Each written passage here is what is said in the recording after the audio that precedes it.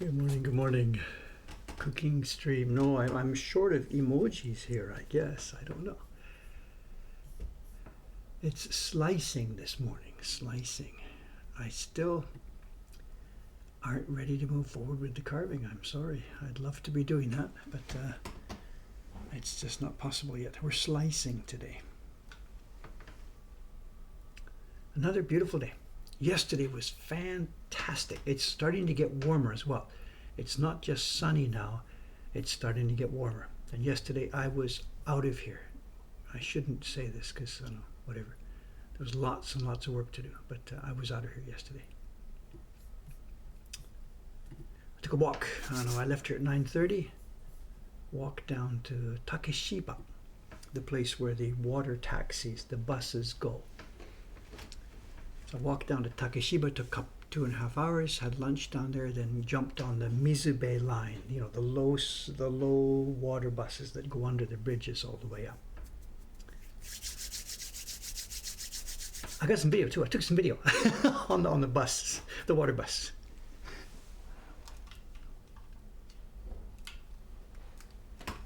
I took some video. Shoop, Dave almost gets a haircut on the bus.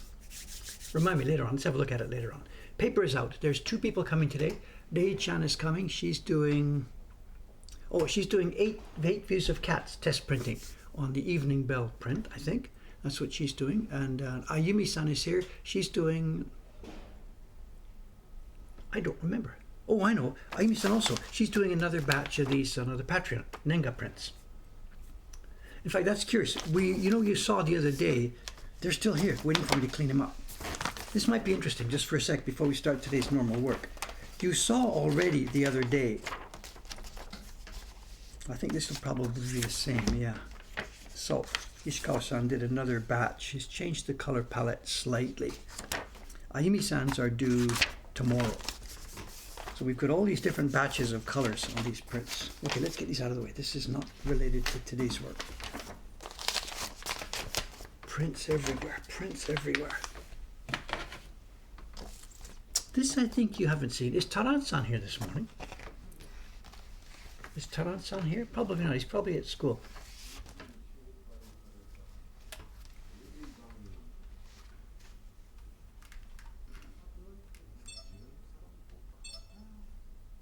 It's on automatic, which is not working well for these prints. So let's do this. That'll do better. This is a Takahashi Shote, and Taran-san carved it for us. Taran-san is still looking for lots of work to do, so we've got this. We're going to be doing a series of these. Taran-san is now on the 3rd one. We've got 1, 2, 3. Ishikawa-san was test printing the second one yesterday. We will be adding these little Shote prints to our catalog over the next couple of months. And Taran-san needed work. He needed work that wasn't super delicate, fine line work. He needed work that he can do and get good training on and yet produce a good result from. So we've settled on a bunch of these. This was the first one he sent through. He actually did the blocks for this quite a long time ago, but we fooled around with the test printing.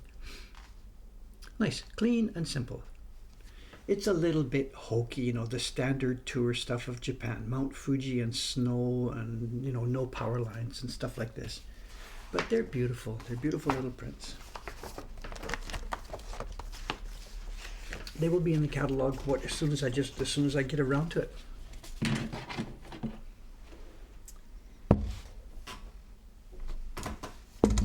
Today's job. No way around it. Today's job. Has to be done. Tomorrow is the 1st of the month. These prints need to be mailed out tomorrow, and I still haven't got them trimmed. So my job today is, I started this last night. I got the first half of the first batch done last night. And my job this morning, and this has to be done this morning, come rain, come shine. These prints have to be sliced. It's not the prints that need a trim, it's Dave that needs a trim, but I can't be helped. Okay, how are we going to do this? We need to see this zone and this zone.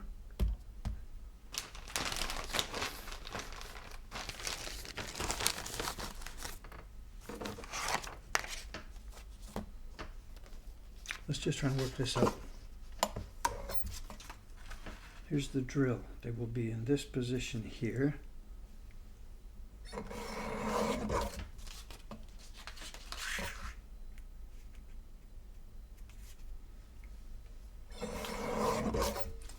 And then the usual thing, off the front a hair, and then out we go. 1, 2, 3, bang, bang, bang.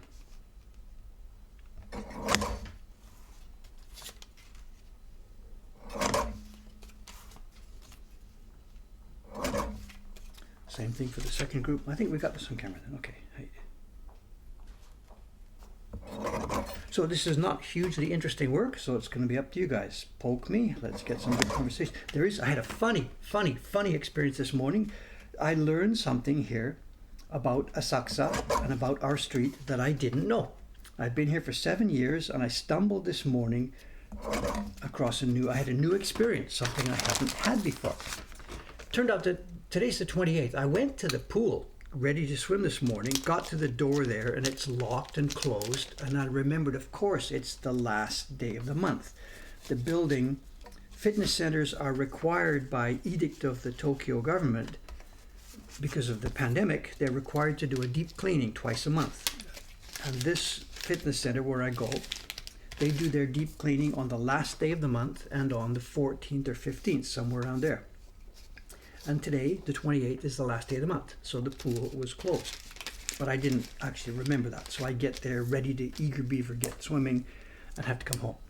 So I'm coming back from the pool at a time I'm normally not walking around Asakusa. This is 7:05 or something. I never actually come down the street at 7:05 in the morning.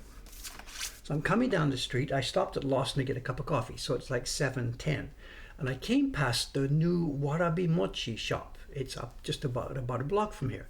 I came past the Warabi Mochi shop, and there's 3 guys outside sweeping the street. They've got plastic bags. One has plastic bag and a tong to pick up cigarette butts.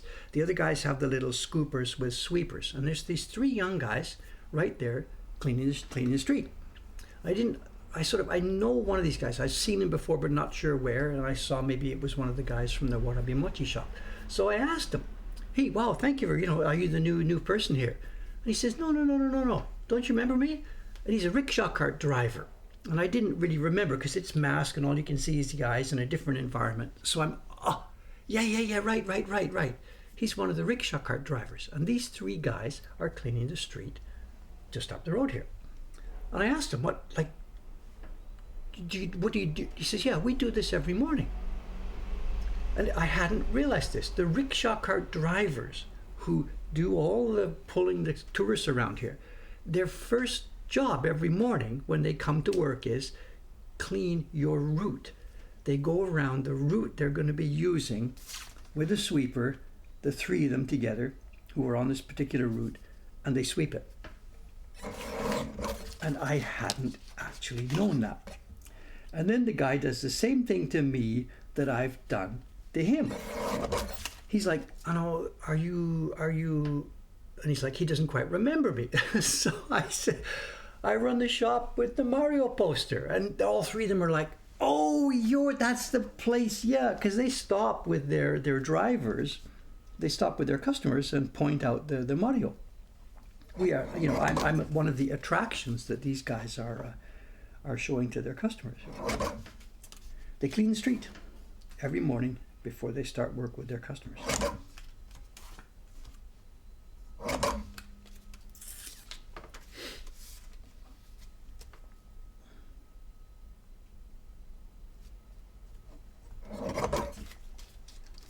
I'd never seen it before. I've only been living here for like 7 years, and I had never seen that. I just never walked down the street at 7:10 a.m.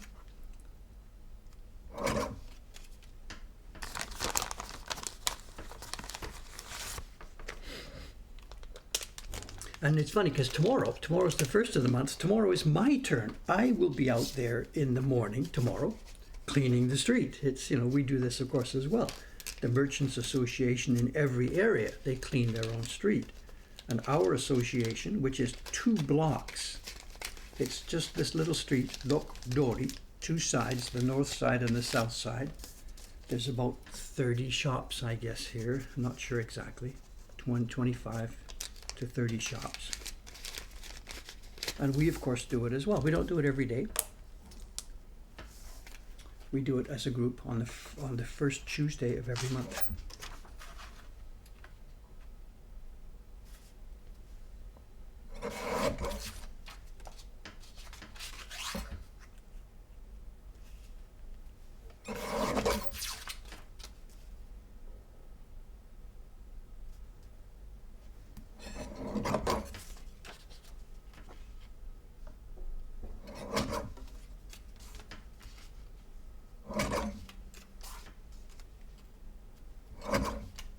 This first group is from Ishikawa-san. She's done a very nice job. Very, very nice job. She struggled quite a bit because this paper is extremely thin.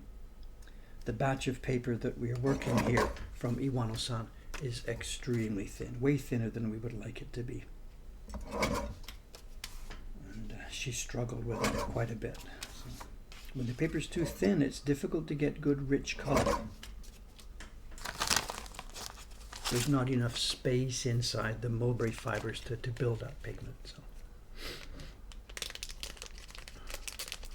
No, we're not on Denpo Indori at all. Denpo Indori ends at the corner. Denpo Indori ends at the Hoppidori corner. That's a completely different association, completely different people. It's a different country. And Denpo Indori itself, it's not one single association. It's Denpo in east and Denpo in west. So the people each side of Nakamise. I was going to say they don't talk to each other, but it's a different organization, different group, different membership. We are Rokudori, and we are just these 2 blocks. Donkey is not part of our group, but everything up to that corner, the Enge Hall and Donkey, they're not part of us. They're part of the Broadway group. Our group ends at that corner. The Chestnut shop on the right is the last one of us in our group. And yeah, the new street boss did come over, and I wasn't here. He came over to introduce himself, and I was out, so he talked to Watanabe-san. So I'll have to meet him some other day. Well, I'll meet him tomorrow. It's the cleaning tomorrow, and I'll be there. He'll be there, I'm sure. So there may be even a little bit of a talk tomorrow. I was expecting that to happen in April when the changeover was made, but it seems the boss has stepped in already. So there may be the official little talk. Hello everybody, I'm such and such. Meet the new boss. And the old boss presumably will say something first, and then he will introduce the new boss. You know, just the way it goes. How did we decide to print the background color? Whatever, the girls did a lot of testing with different tones. They did some purples, some lilacs, they did browns, they did orange, they did we did a rainbow. We have prints upstairs in quite a variety of colors. We even tested the idea of printing all 6 of them in different colors. And we didn't do that, not because we are lazy. It would have been a whole lot more work, but not because we were lazy. It just looked strange. It just really looked strange. So we made the call. I guess I made the call. The different options were on the table. The different printers had their tests and their different ideas. And I made the call on which one to do.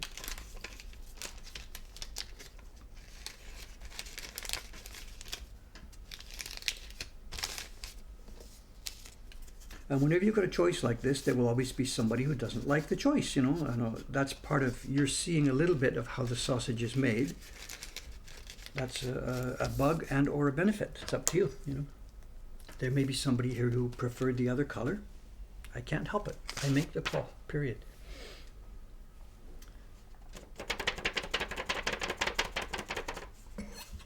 Yes, it's a guillotine stream. Sorry, this has to be done. I know. If I had done it yesterday instead of taking a walk, whatever, but no.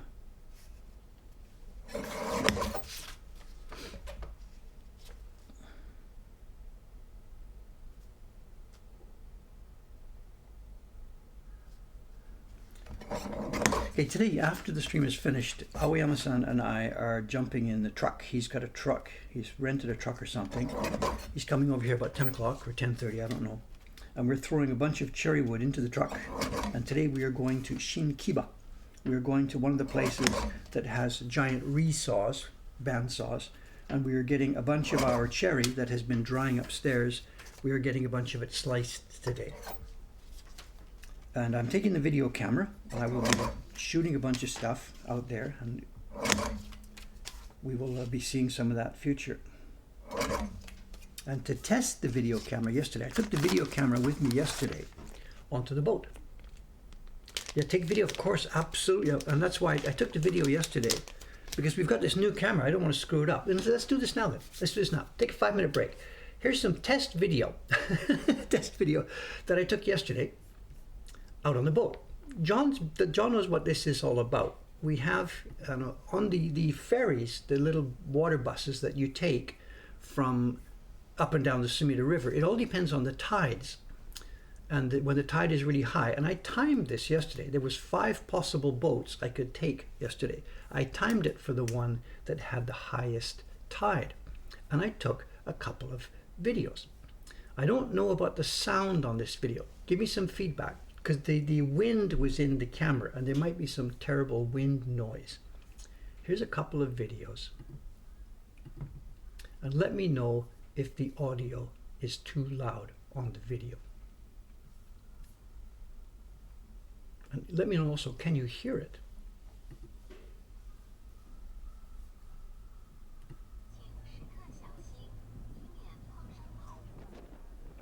No audio. I'm turning it up now, turning up bit by bit the audio on the video. Yep, now you got it. Just it's really loud. This is Eitaibashi, John's favorite bridge here.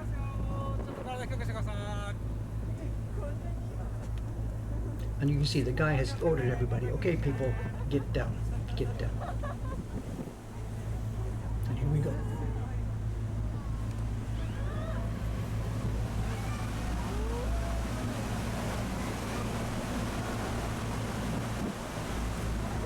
The guy on the left here, he's one of the boat people. He has come upstairs here to learn to warn everybody what's going on there. Okay, that was one. The next bridge where you have the same thing is this is Umabayashi, and this is now closer up to where we are. This is closer to Asakusa. These are tourists, of course, tourists or Japanese people. It's Sunday afternoon.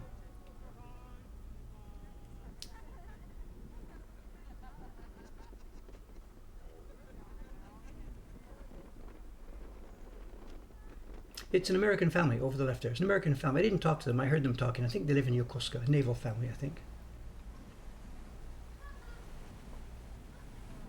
And this is not as high as I have seen this. I have seen this thing in a bit of a higher situation where the tide is actually higher. And this final one, this is Komagata Bashi, Komagata Bridge, and we are now in Asakusa. You can see on the right the famous scenery here.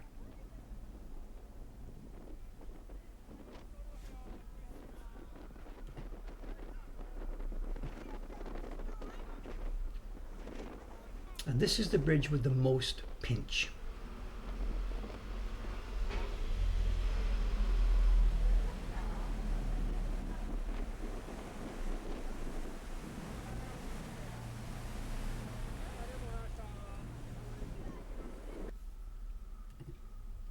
Good fun, good fun, good fun, good fun. And it's been worse. I mean, I've seen it tighter than this. And actually they do. Somebody's asking. They do actually sometimes. What they do, they don't close the boat run. What you saw there in the video, perhaps, we're up on the top deck. And there's a railing around this thing. And we're all standing holding onto the railing. And you saw what happened. He made his duck pretty much down to the level of the railing. When there's typhoons involved, when the river is really up, when it's stormy, of course, too bad. They just shut the whole thing down. But what they do is those railings fold down. So what happens is they ask people, nobody goes up to the top deck. If it's a super high tide, one of those spring tides or autumn tides, they simply close off the top deck. They fold down those railings, and that gives them another couple of feet of clearance so they can go up. The boat can still go up and down the river, but nobody nobody goes up on the top deck. Could I please post it? I don't know where it is. I don't know. We just showed that picture and it disappeared into the ether. I don't know. I know the picture you mean, but I have no idea where it is. I'm sorry. Okay. Anyway, mostly yesterday, that was just simply a test. I wanted to test because, we have the new camera and I hadn't tested whether I can take video and get it back into the system here. So So that was a test yesterday. I will be taking the same camera today out to Kiba, and hopefully there will be no wind there. We'll be able to get some normal video.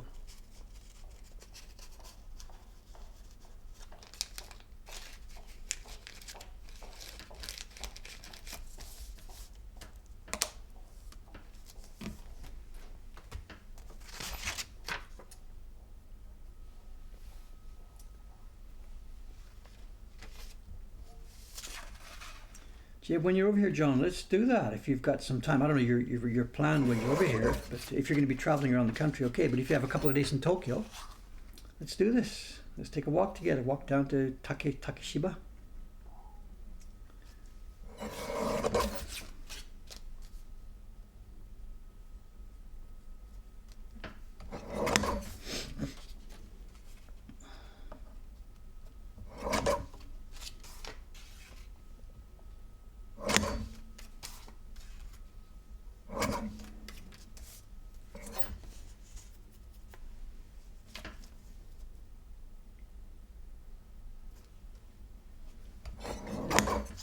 But how are your legs, sir? Can you actually walk?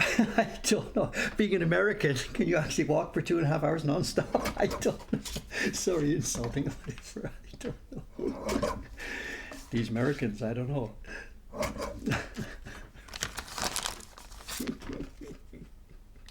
Is Japan letting people in anytime soon again? Your guess is as good as mine. I do not know. I do not know.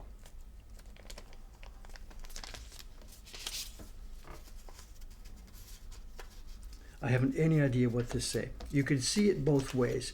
The mood here is starting to turn. The government is under extreme pressure from outside to finally get around opening up. They are opening the tap just tiny bit, tiny bit. They opened last week instead of 3,500 people a day. These are students with visas and business people with visas, not tourists. They changed the limit from 3,500 for the entire country to 5,000 for the entire country. That was the definition of opening up last week. It made headline news. Japan is finally opening up. And they changed from 3,500 to 5,000. And still no tourists. So I really, really, really don't know.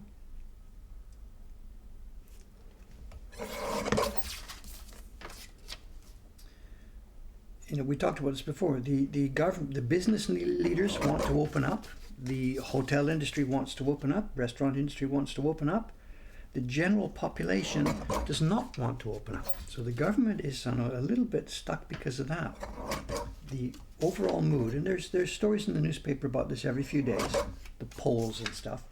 And last one I read, last week or something, the population is still 85% or 80+% against opening the borders.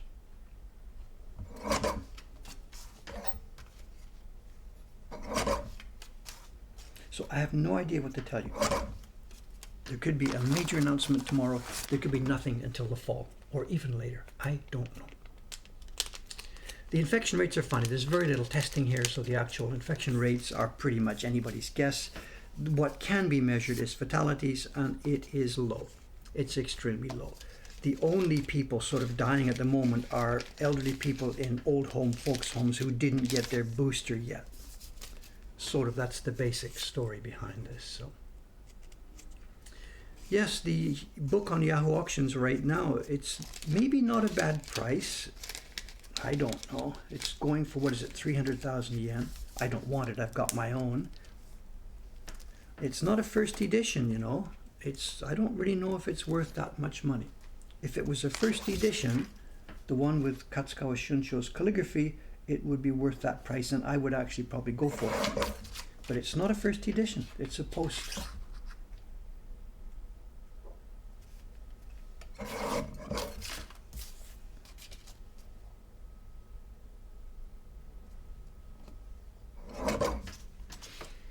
Trying to watch both back.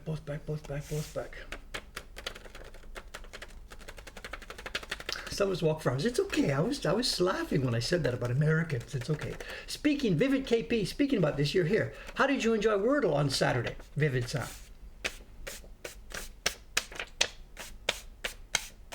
Dave trying to lower the market. I'm not interested in that book. I have that book. I have a beautiful, beautiful, rare copy of that book. I won't be buying that. But I seriously think that book is overpriced, as I said. They come up not so infrequently. They come up, and that is a not so good condition of a later edition. I don't think it's worth 300,000.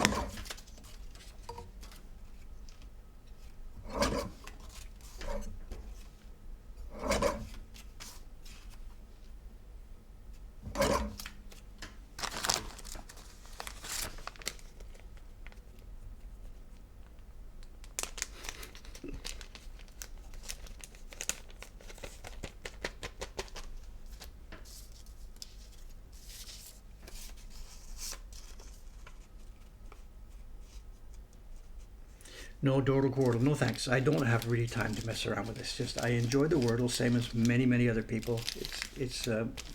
I do it when I'm still in bed. I grab the cup of coffee first. I'm still in the futon before I go out to the pool.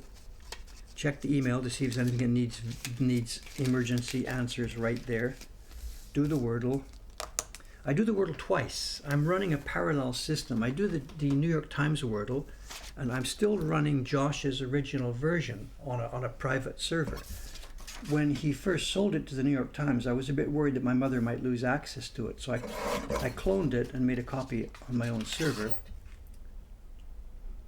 because I was really a bit worried that if the New York Times put it behind a login system that was really difficult for my mother to handle, it might be difficult for her to do it. So I took a clone on my own site. They haven't done that yet. They've kept it almost exactly the same, so no argument. So I do each morning. I do the New York Times version and I do my version to see how it compares. And of course, as you know, the New York Times version slipped over one day because they took out 6 words. So I went to my version and took out the same 6 words. So now mine and the New York Times version are just Josh's version and the New York Times version are running in parallel. And it's really interesting. All over the net, people are reaching at the New York Times for making the puzzle more difficult. It hasn't changed. They haven't changed his word list. The words that you are seeing come up on Wordle are the words that were determined by Josh when he built the puzzle over a year ago. The New York Times has not made a more difficult list of words. They took out 6 words that they felt were, I forget, I've got a list, and it's public knowledge. They took out lynch, wench. You can understand why they did this. I'm with this. I'm not in any way angry at them. They took out wench, lynch, a few words that were, not words that you would want to see on your newspaper. Maybe there's a police and black community event happening and somebody gets killed and that day's Wordle is lynch or something. You do not want that if you're the New York Times, and I'm on board with that. So they took out 6 words which were sort of unacceptable words, or they felt difficult, or English spelling or something. But other than that, the word that comes up in the New York Times is the same as what Josh programmed long time ago. They are not making it more difficult, and it's really fun to see all these people comments. New York Times has destroyed it. They have done nothing of the kind. They've kept it open for people. I have no idea where it's going in the future, but they've done exactly what they said they would do.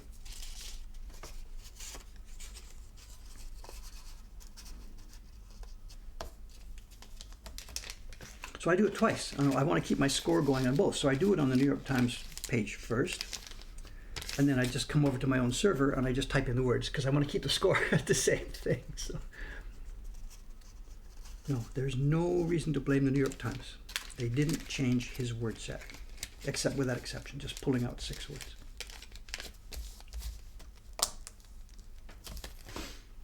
There's no evil empire here, not yet anyway. Having said that, you all realize, of course, that I'm in the future and I know today's word. I've done this already. Spoilers? Spoilers?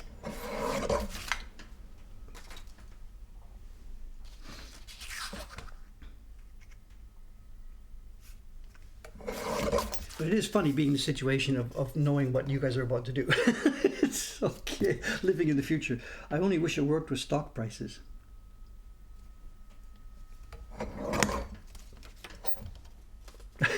The word is spoiler. So okay, I can say one thing about today's word without spoiling anything. When I saw it, I thought, really? That's all I can say.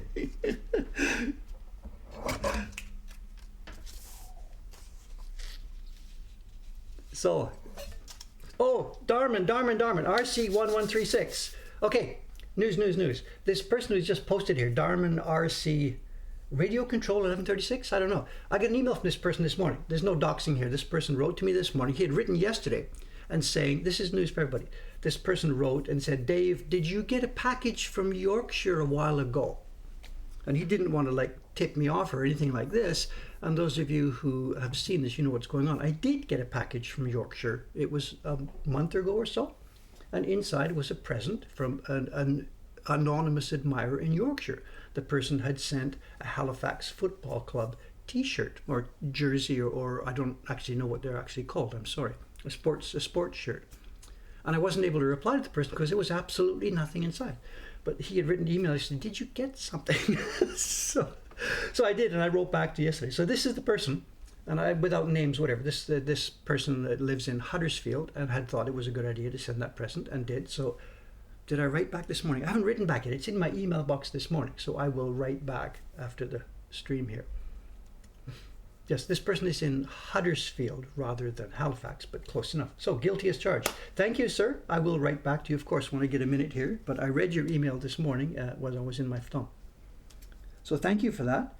And I guess, did they screw up and not put your name inside? I don't know. But there was absolutely nothing in there. On the outside of the package, there was a postal code, which seems to be Huddersfield and or Halifax, I don't know. So thank you for this, and when the weather gets warmer, we will be seeing the t-shirt again.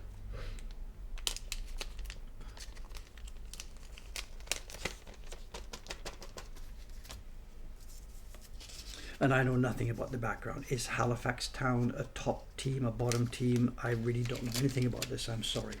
Of course I don't follow this, I'm sorry.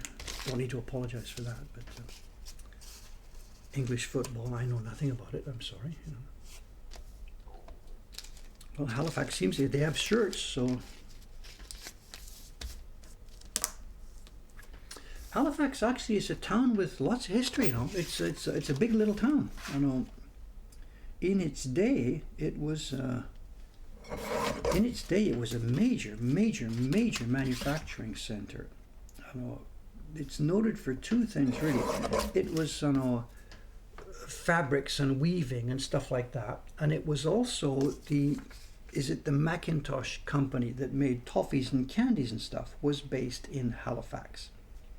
We're talking about, you know, generations ago. So it's a known place. You know, it's not just some little village. It was a major industrial center in its day. So woolen mills, that's where my parents met. They met during the war. They were both not drafted, what's the word? They were kids. They were taken out of school. The war started in 1939. They were at that time 12 years old, so it must have been a year or 2 years later when they were 13 or 14. Schools were whatever, they were taken out of school and sent to the mills. And the mill had been converted to make military uniforms. So they went to one of these mills, they met there. I forget the name of the mill, my mother told me years ago. Harris's. It would have been one of these huge mills. And I think they were making, if my memory is right, my mother might come in here and tell us, they were making great coats, military overcoats. Oh, she's here. Hi, Mom. So. You can pick up the story. And my mom and dad met in that massive factory where they were making military uniforms. And they would have been 13 or 14 years old at the time.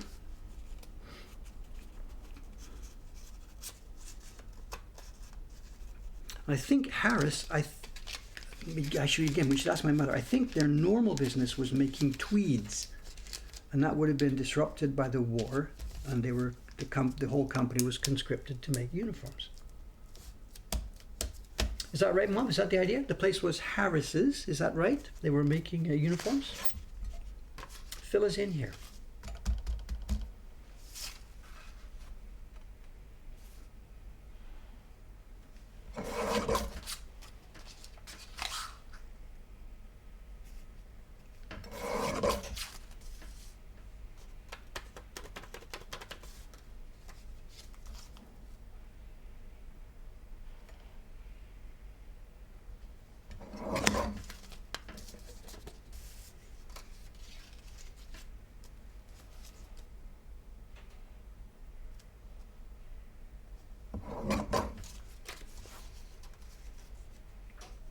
coats. It's a dream. It's Harrell.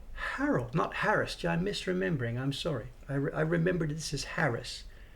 Harrell. Okay, sorry about that. I'm not doing this by eye. There are lines on the box here. I'm following the lines.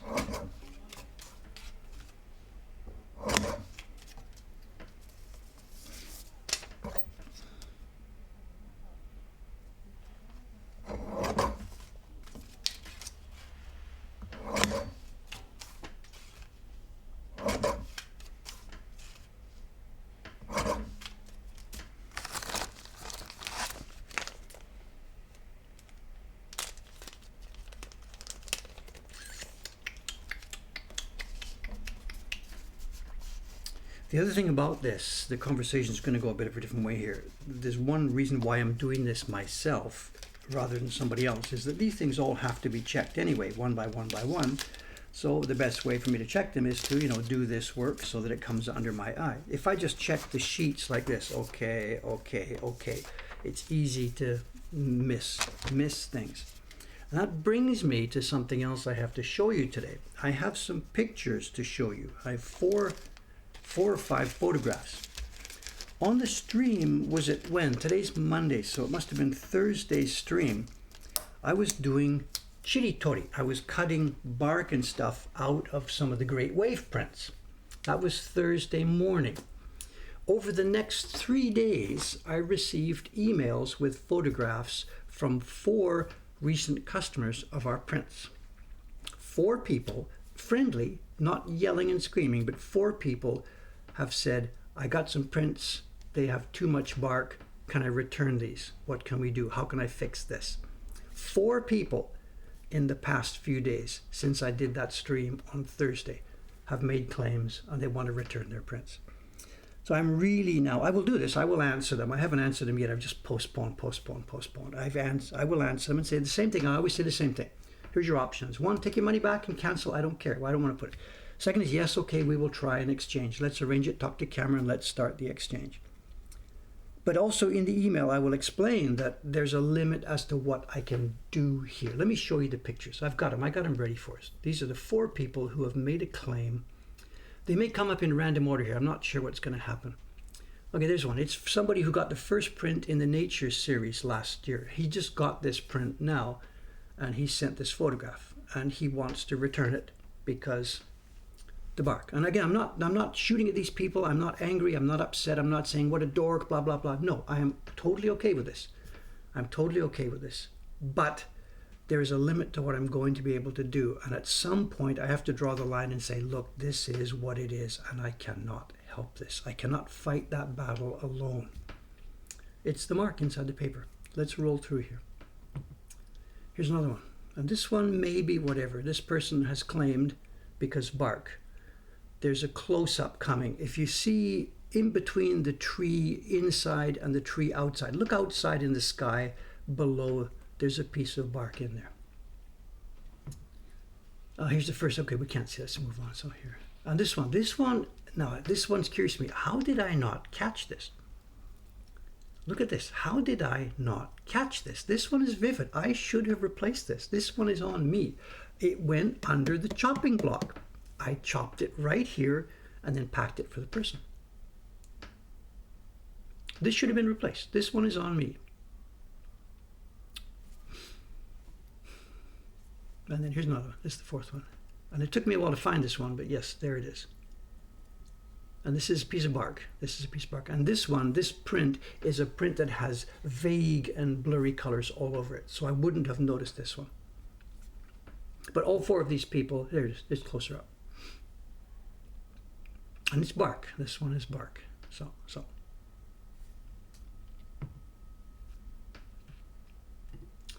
there we are. I know. After this, there's one thing. I am never ever going to do chiritori on the stream ever again. So I did it on Thursday, and these people must have seen that stream and then thought, okay, let's do this. So anyway, as I said, I'm going to tell all the people the same thing. We will replace it. Let's try and do this. I'll send you a replacement, and you send that one back. Blah blah blah. But I'm now wondering about, have I built a monster? Have I got myself into a situation that I do not want to be in? The fox was a mistake by me and should never have left the building. Guilty as charged. The other three, I don't know what I can do about that. I really don't know what I can do about that. It might have been distraction too. You know, I'm doing this and down, I'm doing this now. It's possible. I'm not about to blame the chat, but it is possible. I don't know. So when I saw the fox, I'm like, how the hell did that get out of here? That's impossible. And if I was sharing this work with somebody else, I would actually go to that other, look at this, you missed this. But it's only me. Nobody else but me has touched these. So anyway, if those 4 people, if you're in the stream here, relax. This is not a conversation about how upset I am at you guys. It's okay. I got myself into this and I will dig out of it. I'll replace the prints, of course. I'm not upset or angry. And Koringami saying, put a disclaimer on the print page. I just do not want to do this. I've showed you about this. There's a Japanese web shop here selling crap prints, and they've got a disclaimer. And it says, the misregistration is because they're handmade, just enjoy it. The crap here and there in the paper is because it's handmade, just enjoy it. They've got a disclaimer about bark and about poor misregistration. And I'm repelled by the idea of doing that. So I don't know. I don't know.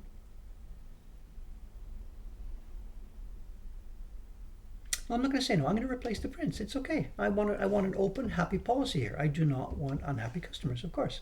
I'm not even upset about this. I'm just telling you the story because it's, you know, it's the story. It's what's going on. But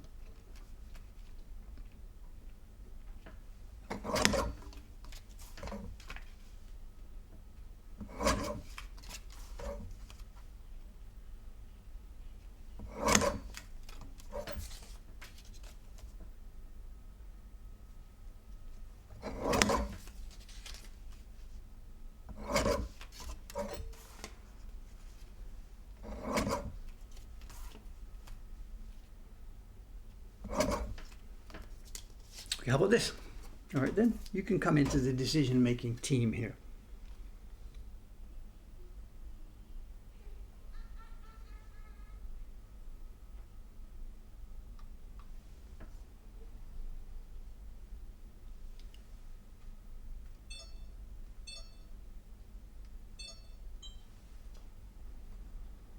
What do you think, gang? Does it go or does it stay?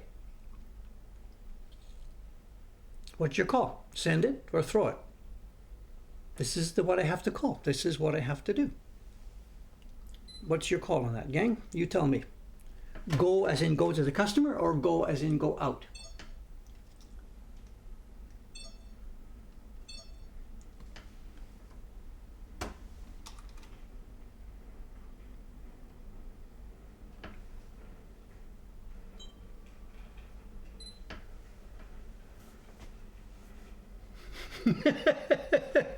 Is it 50-50? Is it? I don't know what it is. How do I know?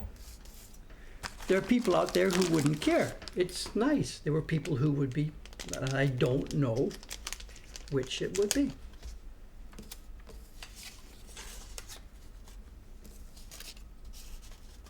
So what I've been doing, what I did last time is anything like this that's questionable, I take this group, I will put this group aside for the moment. And of course, I don't toss the whole group. This is going to go aside. And by the time I get to the bottom of this pile, there will be cases where this one had a defect. Another case might be this one had a defect. And if I'm really lucky, there might be 6 sets, a defect in a different place on all 6 sets, in which case you know what I do. We mix and match and away we go. So that's simply, it hasn't gone on the right, that's gone on the left, and by the time I get to the bottom here, there may almost certainly be something to mix and match.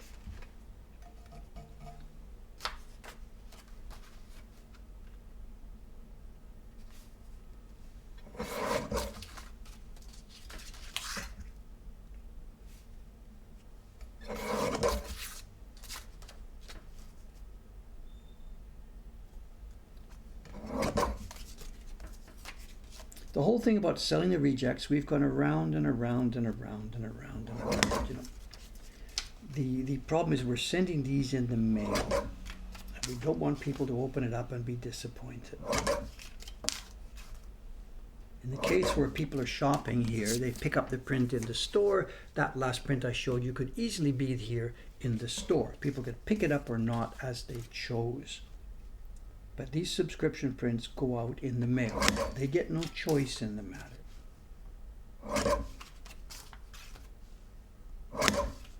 How's our time? 8:46. We're still okay. Good, good, good, good.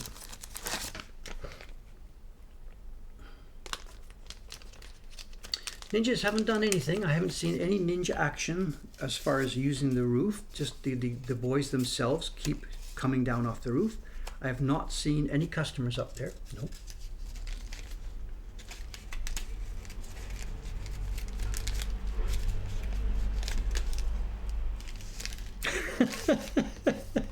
The lamppost. Who wrote that? Linguology. Mokuhankan will send defects when the Beat Takeshi picture goes up on the lamppost. I don't know when that will be.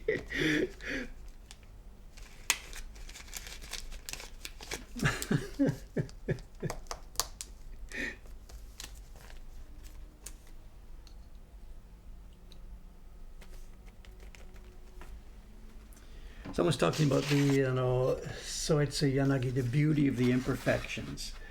I'm sorry, no, we don't subscribe to that theory here. We are a factory. It's like Toyota.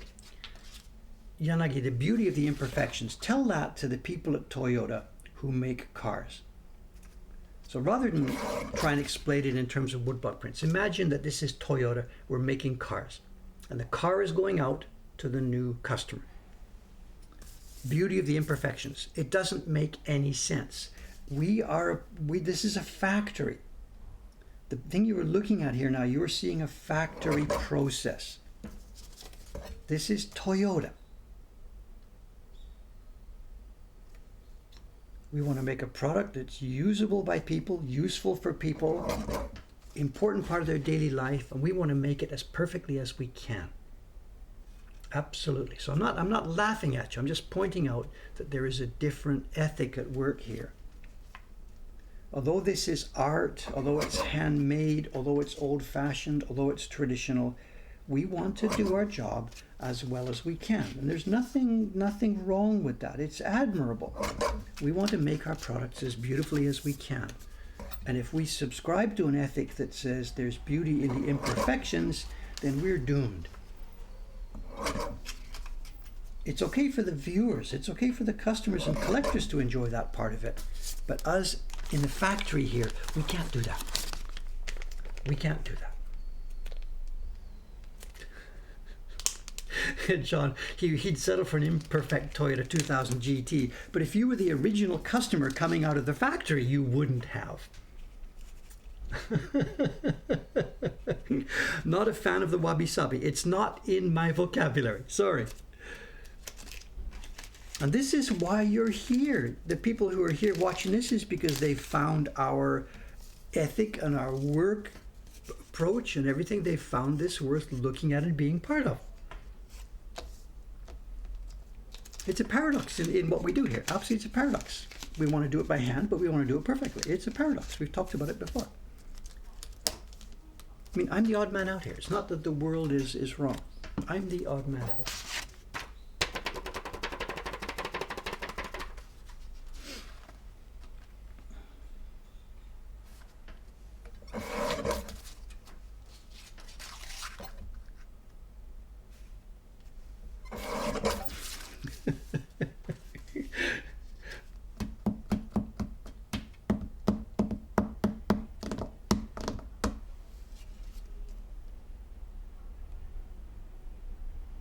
I always use, when this conversation sort of comes around, I always end up, my mouth just uses Toyota as the example, you know.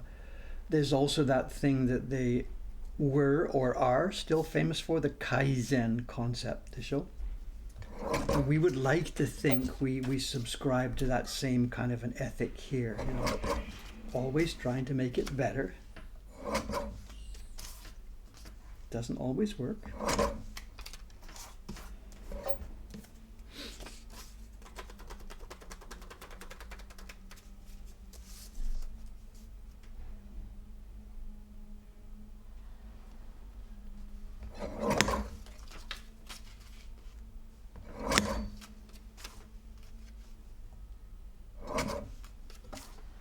was talking about Toyota Centuries. You've seen it parked outside here, you know. The gentleman that lives upstairs on the third floor above the theater, he has a very old, about a 25-year-old Toyota Century, black, tinted windows. It has been the choice of gentlemen and company presidents, whatever. You know, Kaizen, I'm talking about the idea of improvement. Show you're always going to do it better. Make next week's print, make next month's print better than we did this month. It's not perfection, it's improvement, of course. Someone says, yeah, I know, this is the frustration for me in that I don't want to blame somebody else. You know, if Mokuhankan has issued a bad print, I don't want to say it's because of my suppliers. My hands are tied. My supplier did a bad job. Because I'm the guy, what's the word? The buck stops here. That's me. This is our frustration.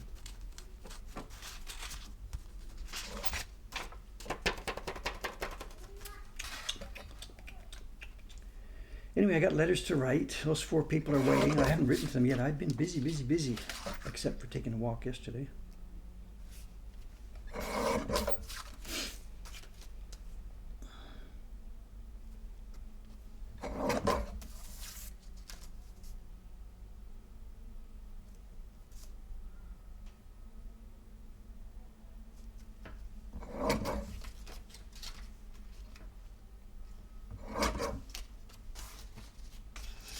I mentioned Achan, she's here today. She's doing, I believe, test printing on the cats, the evening bell from 8 Views of Cats. And I think finally we have got this one ready to go. We have tried this, tried that. I was going to say we've struggled. It's not really struggle. We have been trying to learn how to do that sort of a print. And I think now we have a version that works. And we'll decide. I know they're all coming on Thursday. Sugi-san will be here, Dei-chan will be here, Bishka-san will probably be here. We're going to have a little powwow on Thursday. We're going to look at all the variations that we've made of the evening bell print, and we are going to decide. I'm going to pull the trigger and say that's it, and then we're going to go. So there will be another print in the 8 Views of Cats series. It'll be published sometime in the coming month. We are finally ready to make it happen, I think. The next one will follow fairly quickly because the blocks are already carved for descending geese, and we've actually pulled a couple of test prints. We put it aside because we're all too busy with other work. What was it that made the evening bell print introduce new challenges? The color layering. Color layering beyond what we've ever done before. And the light sources. There are like 50 light sources in the print. What area is shadow, where the gradations come, how deep to make, dark to make it. The contrast, the brightest brights to the darkest darks, and the amount of overlays. It's just a level of complexity beyond anything we've ever done before. And the designer sent us the design, and in a Photoshop layer with like 4 or 5 Photoshop layers, but it clearly wasn't enough layering. The print looked nice, and that's why we chose to do it, but it didn't have anywhere enough depth to it. And we have spent the last, it's actually been a couple of years, not working steadily of course, we spent the last couple of years off and on cutting more blocks, working on it. No, there's no video about this yet because we've been just doing it in the background. It's mostly been Dei-chan. Dei-chan, a little. Sugi-san helped some. She did a few test prints. Dei-chan has done the rest. And once we're finished, once we've got it ready, we will probably do a video about it because it's really, really interesting.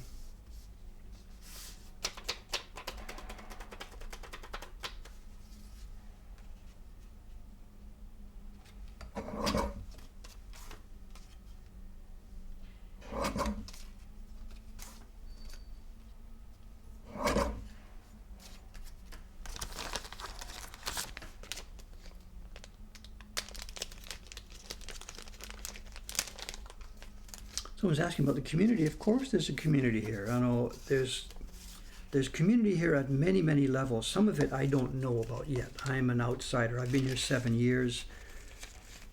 The kind of community that revolves around the festivals, the Sanja Matsuri, the people who have lived here for generations, they're called Uroko.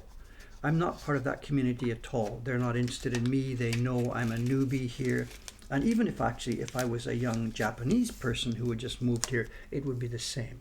You don't get really accepted into that kind of community for quite a while.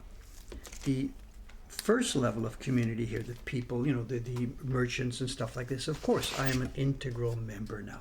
Totally okay. There's no prejudice or anything. I'm fine. But there's different levels of it here. And because this is a very, very old-fashioned district, they have that pride in this. And the people that do the festivals and stuff, they're not even interested in talking to other Japanese. They have a really tight community of their own. And I can see it, but I'm not part of it. And that's nothing wrong. It's nothing because of prejudice or whatever. It's a very, very old community that goes way back. And they've got their pride for that. So the people who have been living here for multi-generations have that kind of pride, and the rest of us are outsiders. Which I guess kind of is as it should be, I think.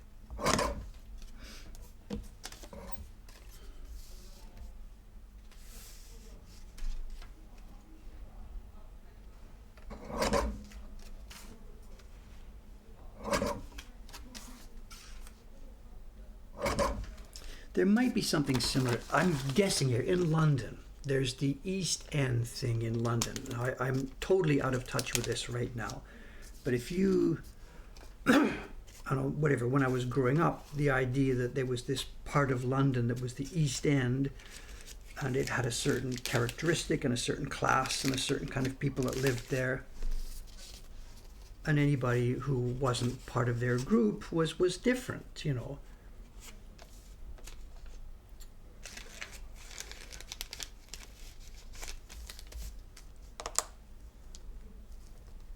So I'm sure it's changed, I guess. I don't know. As I'm saying, the England that I sort of remember, or the fantasy England of post-war 50s, 60s, whatever. I think the East End had a specific mood and a feeling and a community. I suppose it's morphed out of existence now, I suppose. I'm just trying to make an analogy. It was a supposedly lower class district with the kind of people who spoke a certain way with a kind of an accent. And if you weren't part of their community, you weren't part of their community. And that's the same sort of thing here that happens a little bit now here in Asakusa.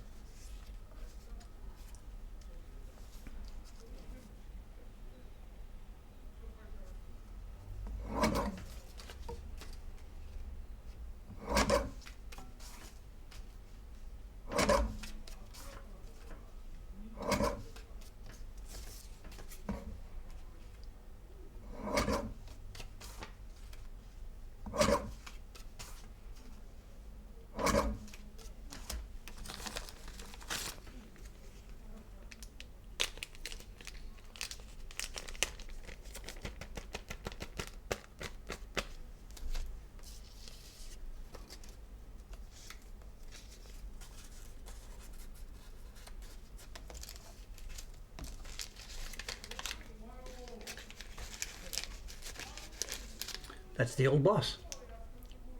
The voice out there. Ohio. That's the owner of the whale restaurant.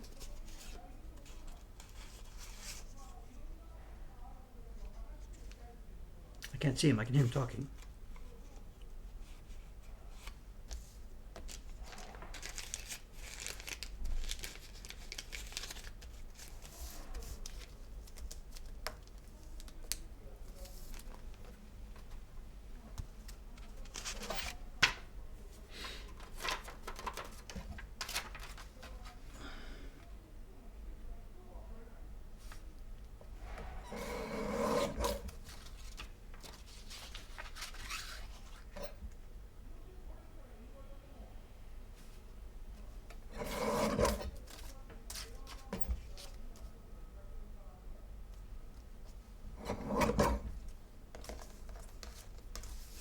$9 We're okay for a while. No, he's out walking. I know he is the owner of the whale restaurant. He's not in the restaurant now. I can hear his voice. He's out talking to somebody.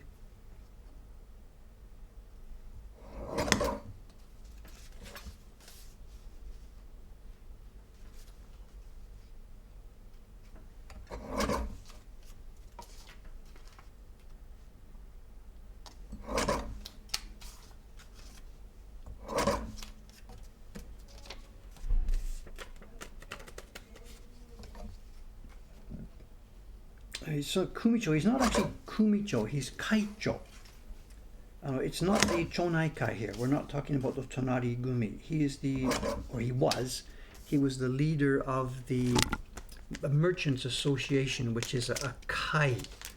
Shoko kai.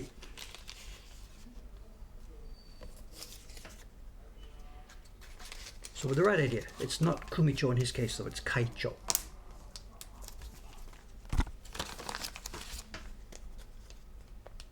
The restaurant sells whale meat, of course, yes. It's a whale restaurant. It's Tokyo's most famous whale restaurant. It's dying. It's on the way out now. Absolutely, it's dying. I haven't eaten there. He wants me to eat there. He has an open invitation. Come on in. You can have a free dinner. And I've always said, no thanks, no thanks, no thanks. And he's got a camera. That's his whole claim to fame. He's got all these photographs on the wall of these famous and semi-famous and not so famous and people who think they're famous. There's pictures all over the wall. And if I sat down there to eat his free dinner that he's offered me, I would sit there and my chopsticks would come to my mouth and he'd say, "Hi, cheese, pachink." And there's the picture on the wall, Dave, the famous YouTuber, enjoying a meal at the whale restaurant. And this is not going to happen. So...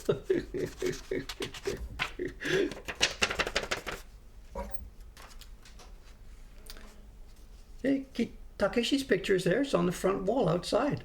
Absolutely. Takeshi's picture is not up on the street scene, but Takeshi's picture is on his wall of fame. In front of the whale restaurant, there's a celebrity wall of all the celebs who have eaten there, and Takeshi is right in the middle of it.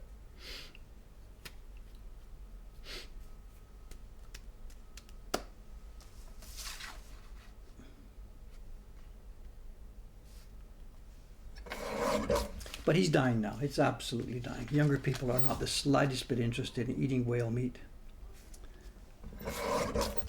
And now that Greenpeace and what's the other good, Sea Shepherd, now that they have stopped actively harassing Japan, it is dying. At the time when the Sea Shepherd people were really bombing and flame-throwing and all those things, Japan had to fight back.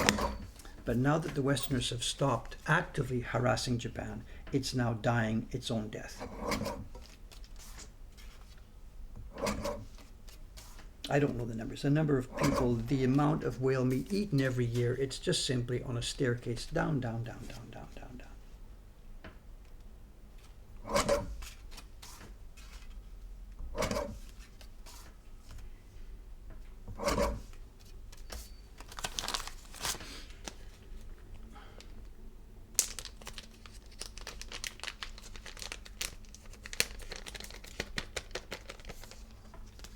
They got other foods. What do you mean? I'm not sure. It's a restaurant. They've got stew and filet. You can buy it. It's like whatever. The restaurant across the street is called Tonchan. It's pork, and he sells pork on rice, pork in a stew, pork on soup. Whatever. Simply, the blue restaurant, the whale restaurant, their main ingredient is whale meat, but they serve it lots of different ways. There's even sushi.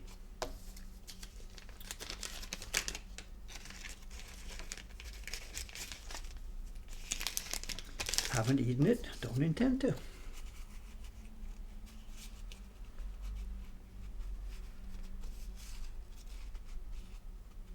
Do we see vegan restaurants? They are around. I know they come and they go. I know there was one I used to go to here and it's closed now because of the pandemic. They're not a big deal, but yes, it is part of the culture, and more often it wouldn't be this part of town. A vegan restaurant would be over Shibuya, Harajuku, Shinjuku, that part of town, the more modern side of Tokyo. There really is quite a difference, east side of Tokyo and over on the west side. It just in simplest basic terminology, over here it's more old-fashioned, and the pop and hip stuff is in general over on the west side of Tokyo, or in areas like Roppongi or Midtown, or places that are regenerating. This is a little bit of an old-fashioned area.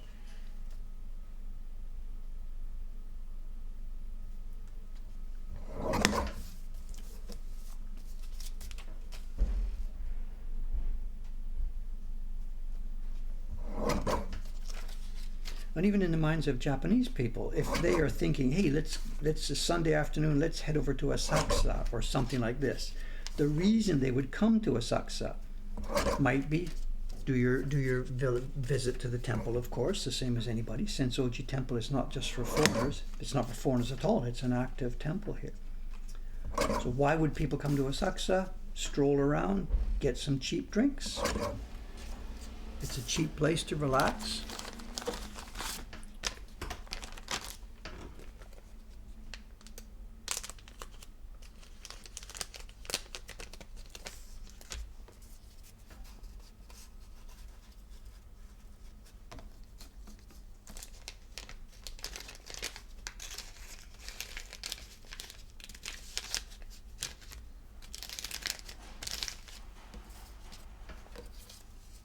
How's our time? 9:07, getting closer to the show.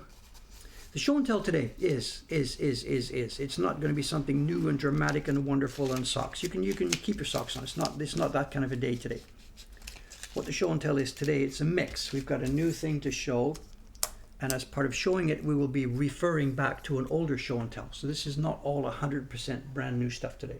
And I want to finish off looking at the match labels in that book, and also yesterday, after I got back from my walk yesterday, as I said, I got up in the morning, relaxed, went out for a beautiful sunny walk, went down to Takeshiba, got the boat back, got back here at 2 o'clock in the afternoon, and I had two choices. Get back to work, hit the email box, answer these people who have, complained about prints, whatever. And I just really had no taste for working yesterday. So I fooled around. I grabbed our match label book and went upstairs and had a hot bath. Not me, I bathed a whole bunch more match labels. So I just had a peaceful afternoon throwing stuff in the hot water, peeling them off. So it was difficult to show you these the other day because the plastic was reflecting. So we can look at some of those match labels during our show and tell today, now that they are clean and peeled. So show and tell is going to be mixed. It's a new object which will refer back to some old stuff. And then we will finish off looking at that book of match labels, and we will see then a bunch of the labels that I floated off. So it's going to be a bit of a mix and match show and tell today. There was a bathtub upstairs. When we took over the 3rd floor, there was a bathtub up there, a portable bathtub.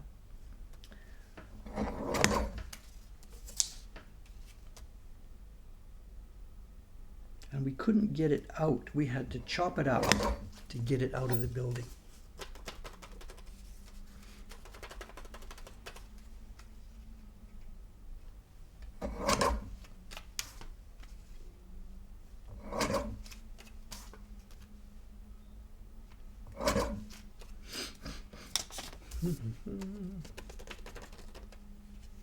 Now what happened was, when it was a restaurant, downstairs here was the kitchen. There was an eating place at the front.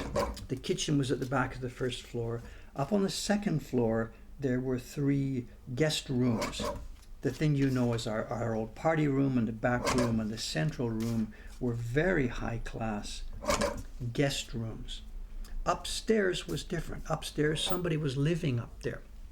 So the upstairs was set out as 2 tatami mat rooms and a sort of kitchenette at the back and a toilet. But in those days, there was no bath in the house, so people would have used the public bath. Move forward to a time when the building had become abandoned. The lady who bought it, she rented out the 1st floor to the jeweler guy. The 2nd floor stayed empty and abandoned, and it was empty for, we really don't know, 7, 8, 9, 10 years. Humans didn't set foot in there, the place where we have the 2nd floor now. And then the 3rd floor, she got a request from one of her relatives. His apartment building was being rebuilt, and he needed a place to live for 2 years while they tore the building down and built a new apartment there. So she told him, go ahead, move upstairs. And by then, the public bath had pretty much gone. So he moved in, he purchased and moved in a portable bathtub. It was a fiberglass thing that looked like a white egg with a little hatch. And you open the hatch, you climb inside the egg, and inside there's a spray and water, and you can, clean yourself and stuff. And it was connected to the drain on the floor. And they left this. And we're like, what are we going to do with this? So we had to just chop it up and get it thrown away.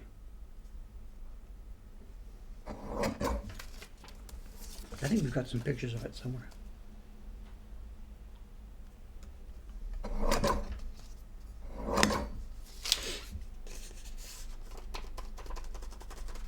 Oh, it does. It sounds like one of those tanks. It does actually. So it looks like something you would, you couldn't lie down though. You had to sit there and squat. It wasn't long enough for someone to lie down. When we first saw it, we didn't know what it was. We went up there and like, what's that?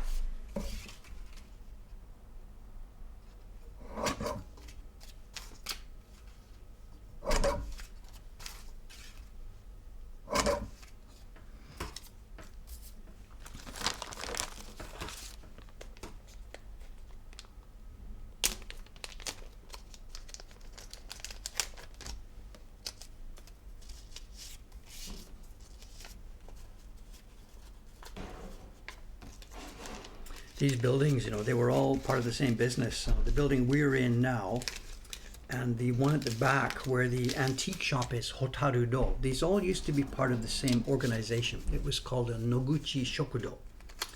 It was a high-class restaurant at one time. It fell on tough times. It was high-class again. They changed their menu. It was a restaurant. It was one of the earliest restaurants to actually open in Meiji time. It wasn't called a restaurant. It was before they used that word. And it wasn't in this location. It was around the corner. I think it was the third, I've read the history book, it was the third shokudo to open in Meiji time. This was a big deal where people would actually go in the door, there would be a menu, you would order something to eat and pay. And this was a novelty at the time. We're talking about like the 1870s or something like this. There hadn't been such a thing before in Tokyo. And this building, Noguchi Shokudo, was one of the first ones, this business. And they changed and changed and changed over the years. And at the time, just post-war, when they were here in the 1950s and 60s, the building just before the building we're in now was theirs. And it was connected to the one that's now Hotaru-do in the back. And he's still there. His shop now is on the first floor. There's the pantry downstairs, which is cold, where before refrigeration they kept the food. And the second floor was the storeroom. And up on the third floor, and it's still there in Hotaru-do. They're not used at all, but the building is still there. He took me up and showed me. It's the guest rooms. Customers who had been here for a special dinner or something, and the entertainment was what it is. Maybe the girl comes and does some dancing, and there were private guest rooms available. There's four of them in a row upstairs above Hotaru-do, and they're beautifully done, beautiful bamboo, and each room is 2 tatami size. There's a tatami and then there's a raised platform with another tatami, and the room is beautifully, beautifully appointed, and there were 4 of them, and that was the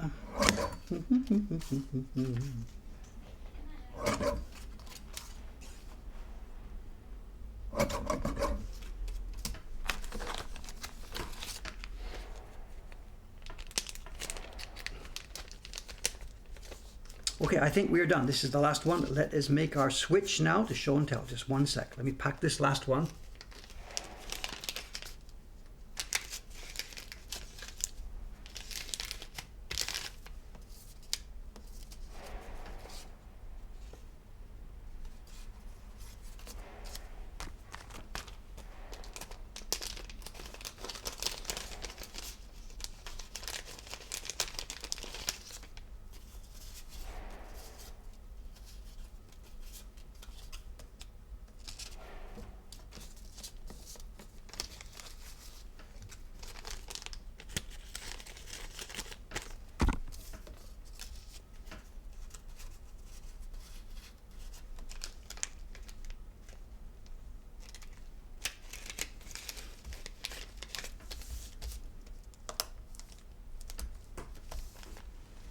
Okay, get this stuff out of the way. I'm almost done with this. This is great. I might be able to finish this before we go to Kiba.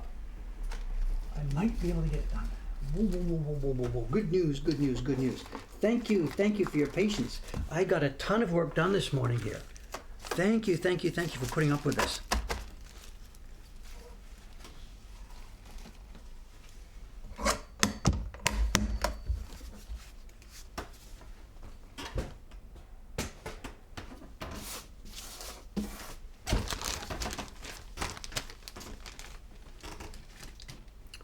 Okay, how are we going to do this? Let's see. The first object we're going to look at is large. The other ones are going to be small. So let's do this. We've got some unpacking. When you first see this, you're going to think I'm trolling you. I'm not trolling you.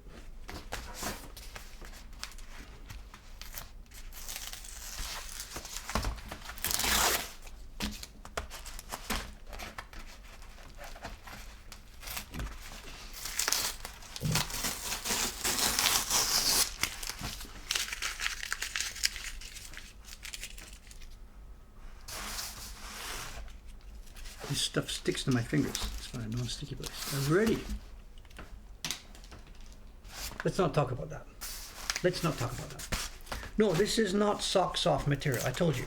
Don't get spiked. This is not a sock soft show and tell. This is a casual small show and tell today. You're allowed to keep your socks on.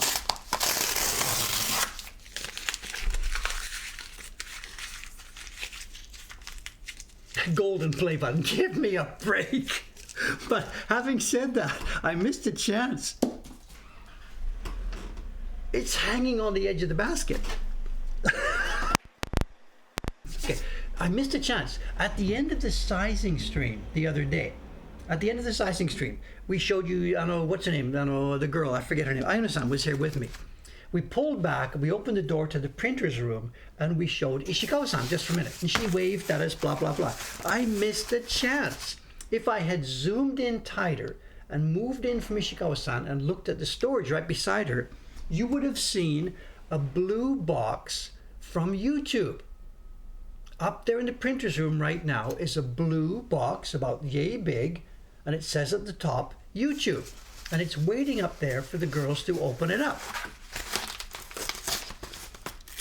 I missed that chance. I should have showed that to you.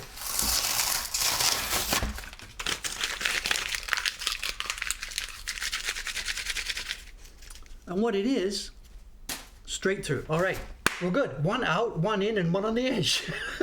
Batting 500.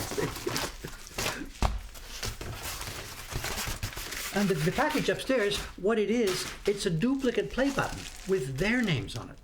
And it turns out that, I didn't know this, but YouTube allows you to order a multiple copy of your play button. So we got our silver play button a while ago, and it had my name on it, Dave Bull, Dave Bull, Dave Bull. And I felt a little bad. Somebody told me, maybe it's on the stream, somebody was telling me that we could order extra play buttons.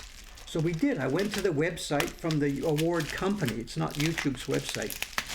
And you can do that. And I asked for the award to say the Mokuhankan team. And the guy wrote back and said, no can do. They only allow extra awards if they have the name of the original creator on it. I'm like, what do I want an extra copy of my award for? So back and forth, and the guy said, we can do it as long as your own name is there. So you can put Dave Bull and the Mokuhankan team. So I said, okay, whatever, if that's the rule, let's do this. So the play button upstairs, which they haven't opened yet, says exactly that. It says David Bull, which was required, and the Mokuhankan team. And we're just waiting for Suga-san to get here. She's going to be here on Thursday.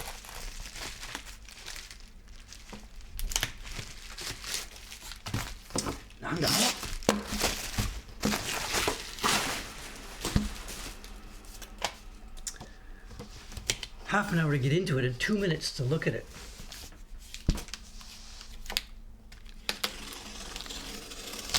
Well, someone says film it. Well, yes and no, but again, not all the people upstairs want to get filmed. We have that same problem, you know.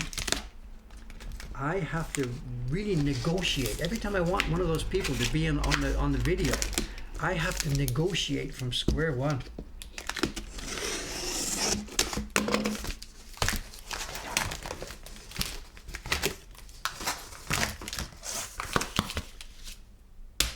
It isn't worth it, you know. It's taking me longer to unwrap it. This is not sock soft material. It wasn't worth it. Okay, what we're going to look at today. This came up on Yahoo Auction the other day, and I was like, what? Because here's your flashback. Where do you think you've seen this somewhere before? Do you remember what we saw a while ago?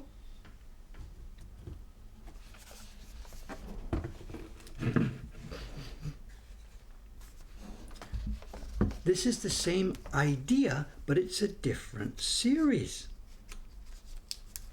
It's plastic. Let me get it out. Hang on a sec. Hang on a sec. Don't panic. Don't panic. Don't panic.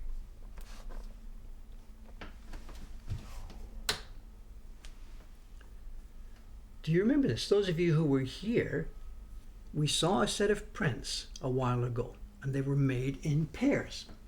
And the idea was that the prints were a didactic kind of a thing. The prints were going to show good behavior and bad behavior. It's kind of like the Hogarth engraving thing they had back in Britain in the early centuries. And the top print in each one shows you what happens if you're a bad person. And then the bottom one shows you what you should be doing if you're a good person. And I'm going to need your assistance here because I can't tell what's happening here.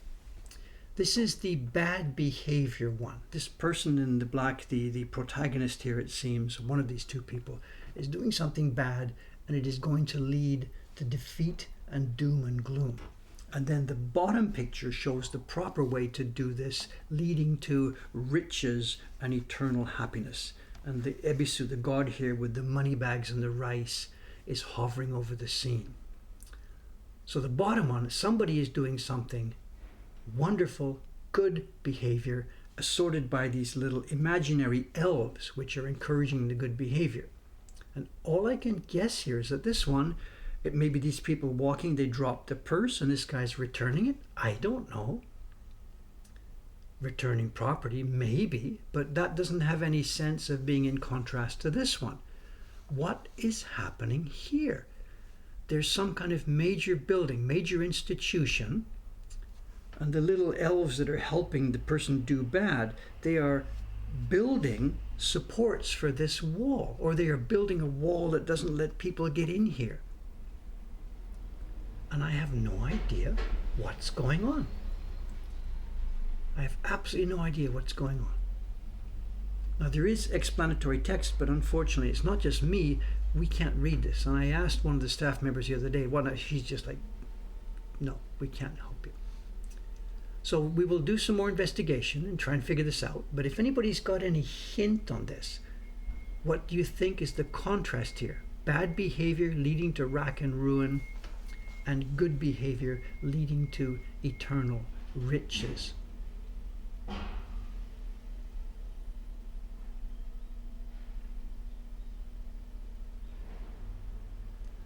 So I have no idea.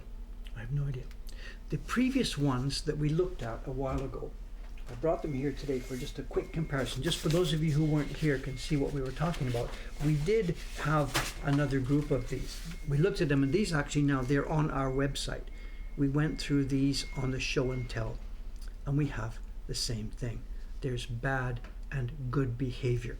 And the bad behavior, whatever it was, leads to the little elves taking riches and leaving the scene.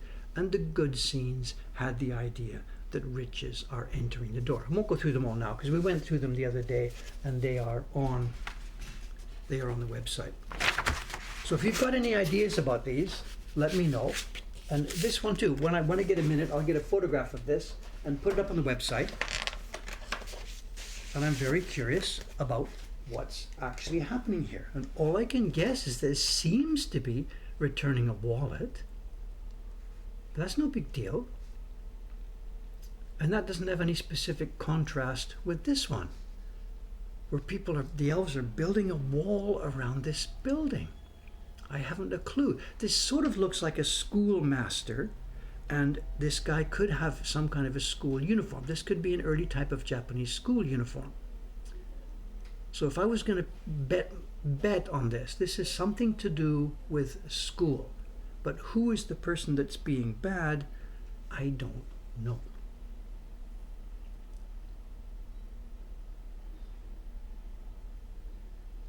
I don't think they're destroying the wall. It looks like he is hammering in foundations to help shore up this wall. I'm open to suggestions, but it doesn't look like they're destroying it. I mean, if the intent had been to destroy a wall, they would be, actually smashing it into pieces. This is supporting it. I don't know. I'll report back if I learn more. Anyway, let's put that away. We don't have the whole set. This is just number 5 of what would have been, we think, a set of 12. And this also looks a bit newer than the set we had the other day. Anyway, there it is for now. I'll just toss that aside now. Now, let's get on to the other part of this. This just came up on auction last week, a couple of weeks back, and I thought, look at that. There's more than one set of these. Away we go. Okay, I'll report back later if I learn more. And in the meantime, anybody got any ideas, please let me know. Okay, let's finally finish off with this book. And we have to finally, because I'm taking the book apart. This is now, yesterday in the bath, I removed many, many pages from this book.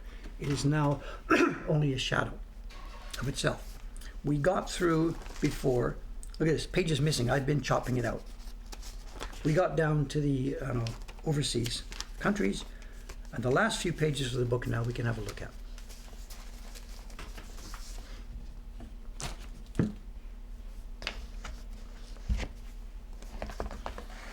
Let's find a good spot. Let's zoom. And this is one of the most interesting things inside this book. This is a set of prints, and it's telling the story of the 47 Ronin. Now, we may have seen some of this before, because I do have this set myself, so we may have seen this already. And the good news about this is, this set, after I've had a chance to wash it off, this set will be going into the flea market. If we can zoom in and get a focus, one sec please, we're getting a hang of this camera.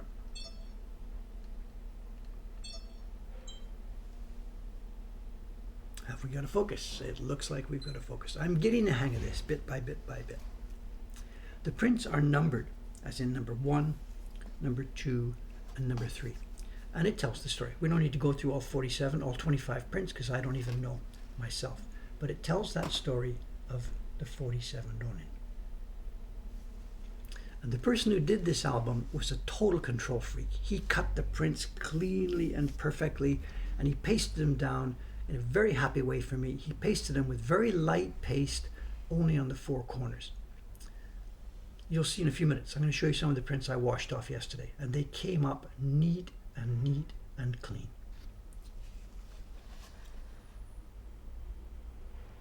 I can't tell you the whole story. And also to myself, I am not, this story of the 47 Ronin, this is not something I in any way myself have any feeling for or affection for. I'm a bit disappointed that still this is a thing. I know in the modern society that I grew up in and the modern ethics that I was taught, whatever, vengeance is not a thing.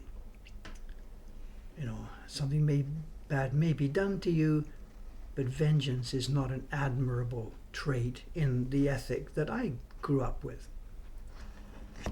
And I'm a bit disappointed to find that foreigners over the years have been so enamored with this story.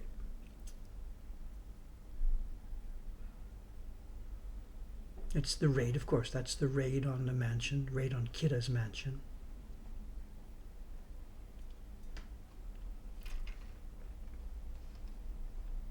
And they've got the guy, here they are, they pull him out of the storehouse and they decapitate him. That's not going to be shown in this set of prints, the decapitation scene.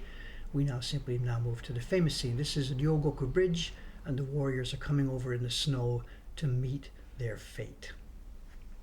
And I really don't get this. And here they are, their last chance at life.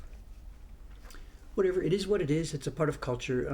We can look at Shakespeare stories in the West, and you know, how realistic is it? How much should we be taking the moral of the story is? I don't know. To me, just I don't have any taste for this one at all. I really don't have any taste. Okay, the other one now. This is also we also have this set upstairs. So this is also, once I get it off safely, this will be going into the flea market also. This is the famous Tokaido Dochu. It's the Hizakurige series. It's the 2 slapstick comedians who take a trip down the Tokaido. In English, it's known as Shank's mare, although we should find a better name for it because nobody these days knows what that term means. My daughters wouldn't have a clue if you said Shank's mare. They wouldn't know what you were talking about. And there, the full set is here. It starts, and they're all numbered as well. Number 1, it says number 1, Nihonbashi. Number 2, Shinagawa, and away we go down the road.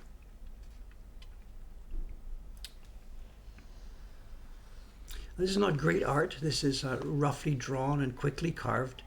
And it's the slapstick, guys. It's like, we've talked about this before.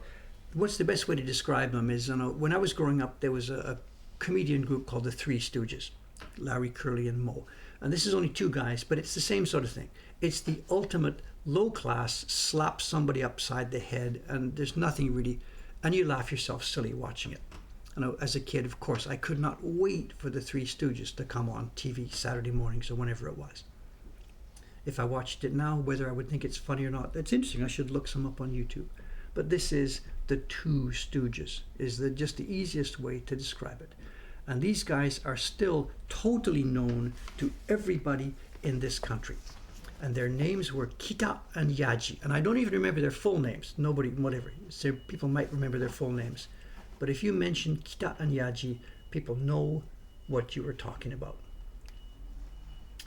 Someone says Abbott and Costello. I guess so. I think, to me, Abbott and Costello is a little bit more... I was going to say high class. That's not the right word. Abbott and Costello is a little bit more thoughtful, whereas the Three Stooges is just simply whatever,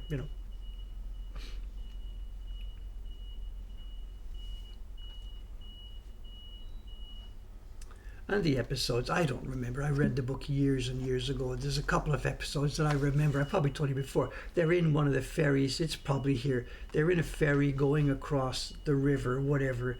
And one of the 2, he needs to pee like crazy, and he can't wait till they get to the other side. So he sees this little bamboo thing sitting beside him. It's a rod of bamboo. So he just uses it to pee inside and releases, and that's okay. Good, good, good. Then a minute later, before they get across, the person sitting in the ferry next to him looks around, where's a drink, and he picks up his bamboo thing, which is, of course, it's his drink container with this thing stuck in the head. He picks up his bamboo drink container, takes a swig. That's the level of the humor we are talking about here.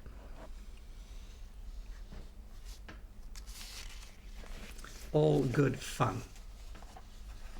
Another one that comes to mind, these 2 guys also, they're not just slapstick humor, they're yokels. They are total yokels. They just blunder into stuff. They haven't any idea what it's like. They go into one restaurant. They order the specialty of the house without knowing what it is. Remember, they're traveling. They have no idea what to expect. They're traveling. So they get there, and the waitress takes their order, goes into the back room, and she comes out with a tray for each of them. And she puts the tray in front of each of these 2 guys, and on the tray is a stone, and it's hot. And she puts the stone in, and she goes back into the kitchen. And the 2 guys look at each other like, I don't know, that looks, whatever, that's the specialty of the house. And they start trying to eat this stone. And then, the story, she comes out a minute later and she's got konnyaku. And the idea is you're supposed to put the konnyaku on the hot stone, it cooks, and you eat it. I mean, this is the level of the humor. I don't know all the stories. I really don't know all the stories. It's public domain book. It must be out there. If you Google Shank's mare, it must come up. It's good fun. Good fun.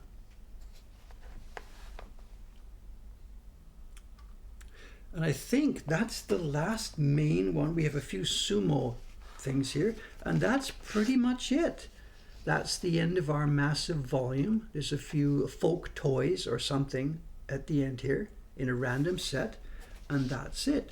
We've come to the end of this thing. There's 800 odd prints in there, and I'm now about halfway through getting them all off. And yesterday afternoon, oh, there's my ticket. Look at this. Where did this come from? This is yesterday. Here's the boat. You saw that last video. Here you see the scene. There's the parts that fold down. Up on top of the boat, at the top there, those railings, they fold down if the boat is trying to go through one of the places that is too low. Where'd that come from? So two of them in specific I want to have a look at. If I can find them, one, two. These are all prints that came off the hot water yesterday. They went in the bath. And there's two sets. Here we are. This one and this one. Let's have a look. It was great yesterday. I cut page after page after page, throwing them in the hot water. 5-10 minutes later, the prints just floated off. They come up so beautifully. You want to go on Himiko? It's tsumaranai. Tsumaranai.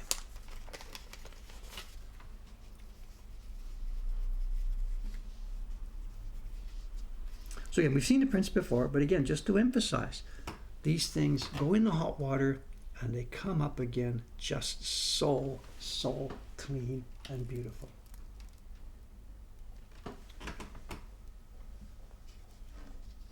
So after all these years, these ladies got their bath. And what I hadn't realized, actually, there's a bit of shomenzuri on the hair.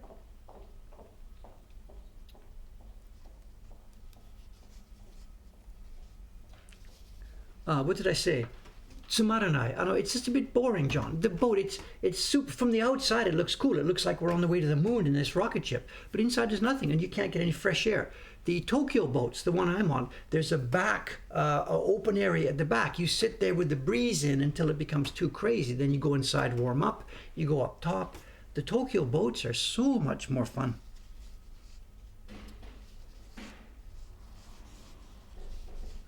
But there you are. They came up very, very nicely. Very nice for our collection. Beautiful prints. Then the other one, the one that is really, really nice and delicate. These are the story, the summer story with the family. Just to show us, these have also come up.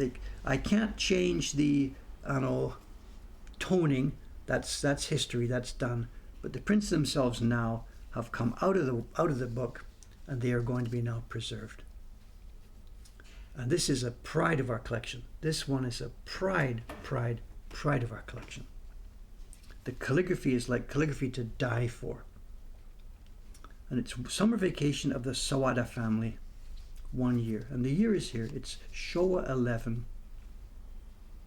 And they went to a place called Katase, which is the entrance for Enoshima. And here we are.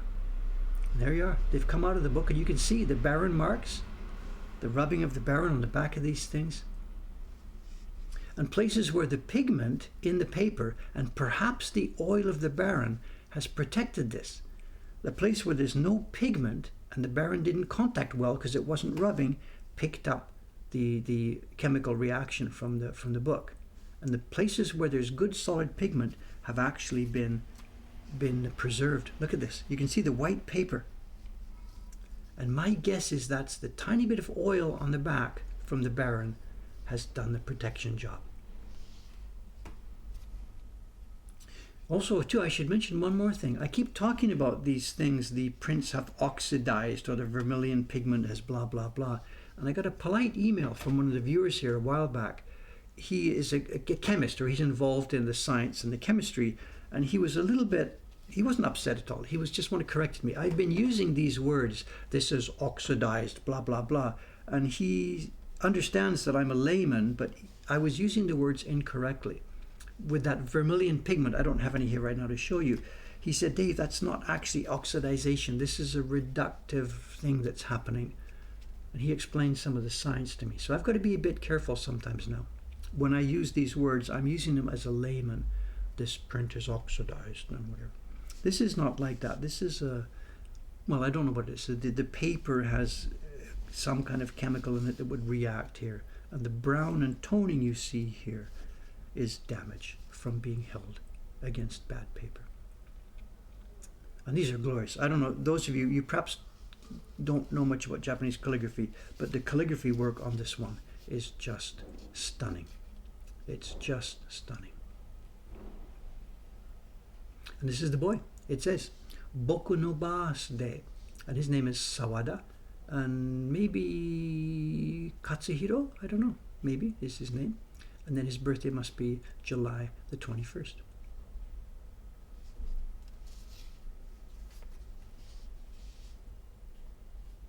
Beautiful, beautiful, beautiful.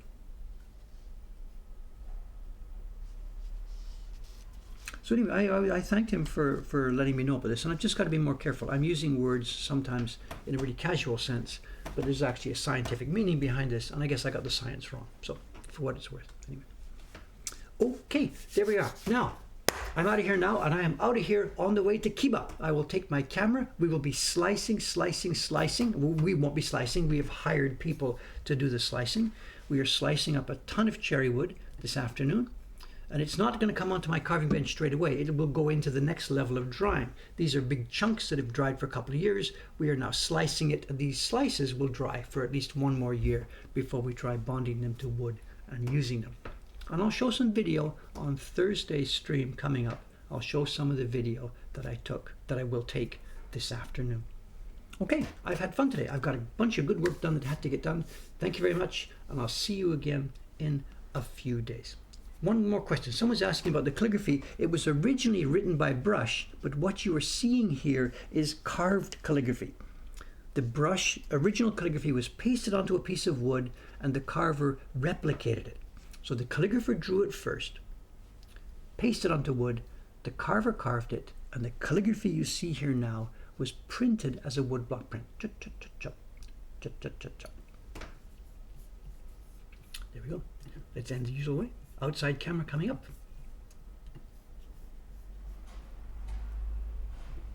Another beautiful, beautiful winter day in Asakusa.